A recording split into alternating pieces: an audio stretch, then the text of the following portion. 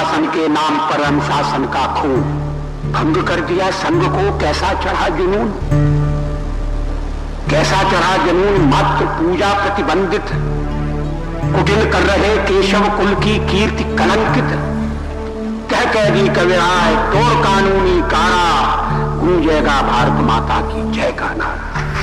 25 जून 1975 हा दिवस भारतीय लोकशाहीच्या इतिहासातला काळा दिवस।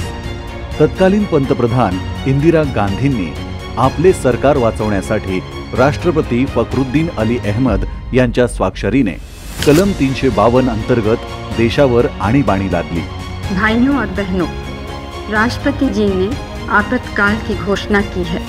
आपल्या लोकशाही प्रधान देशात आणीबाणीच्या काळात लोकशाहीच्या मूल्यांवरच आघात झाला। सामान्य माणसांचे मूलभूत अधिकार काढून घेण्यात आले। त्यांना आणीबाणीची सत्यता कळू नये म्हणून प्रसार माध्यमांवर दबाव टाकून कडक निर्बंध लावण्यात आले। न्यायालये स्वतंत्र संस्था असून देखील आणीबाणीच्या काळात त्यांच्या अधिकारांवर मर्यादा घालून लोकशाहीच्या तिसऱ्या स्तंभाची कार्यक्षमता कमी करण्यात आली। देशाला एकसंध ठेवणाऱ्या पवित्र संविधानातही तत्कालीन सरकारने अनेक धोरणात्मक व राजकीय हेतूने फेरफार केले आणि आपला हुकुमशाही कारभाराचा मार्ग मोकळा करून घेतला। लोकशाहीच्या रक्षणासाठी देशभरातून अनेकांनी या आणीबाणीचा निषेध व्यक्त केला।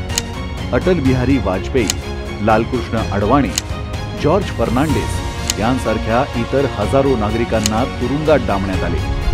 21 महिने देशात अराजकता माजली होती, मात्र तरी देखील जनतेचा लोकशाहीप्रती विश्वास कायम होता।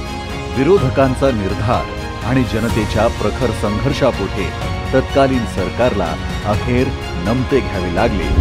आणीबाणी मागे घेण्यात आली आणि लोकशाहीने हुकुमशाहीवर ऐतिहासिक विजय मिळवला।